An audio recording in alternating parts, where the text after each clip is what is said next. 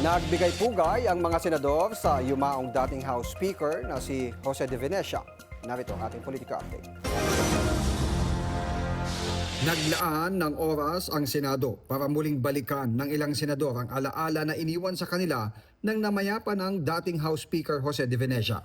Isang resolusyon ang isinulong ni Senador Sherwin Gatchalian para iparating sa naulilang pamilya ng dating mambabatas ang pakikidalamhati ng Senado.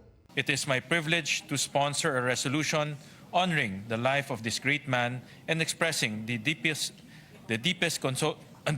condolences of the Senate on the occasion of his passing. Sa kanya namang co-sponsorship speech, hindi malimutan ni Senador Loren Legarda ang tulong ni JDV kaya siya nasa Senado ngayon. Hindi po ako siguro tatayo bilang senador dito ng pang-apat na termino kung hindi po niya ako pinili kasama ni Manay Gina at kasama si then President Ramos na masama sa kanilang lakas slate. In fact, nagtanggal pa po sila ng mga kabinete nila sa lakas para ma-accommodate po sa 12-man slate ang babaeng batang journalist at the time.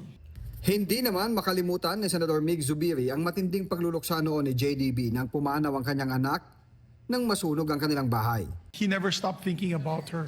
So I'm happy to take note that at least hopefully they're together in heaven, Mr. President, enjoying their life together that they missed out because of the early death of his daughter.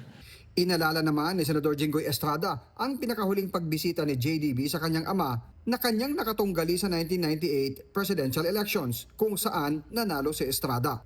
Hindi anya nagbago ang pagkakaibigan ng kanilang pamilya kahit nagkalaban pa sa politika. Sabi ni Speaker de Venecia sa tatay ko, ikaw ba nakalaban ko noong 1998? Sabi ng tatay ko, di ba, tinalo ba kita o ikaw ang nanalo? Medyo nakakalungkot yung pagkikita ng dalawa, pag-uusap ng dalawa dahil both are already in their advanced age. Hindi katulad noong 1998 when they were really very bitter rivals. But after that incident, of course, after the election day, they became best of friends.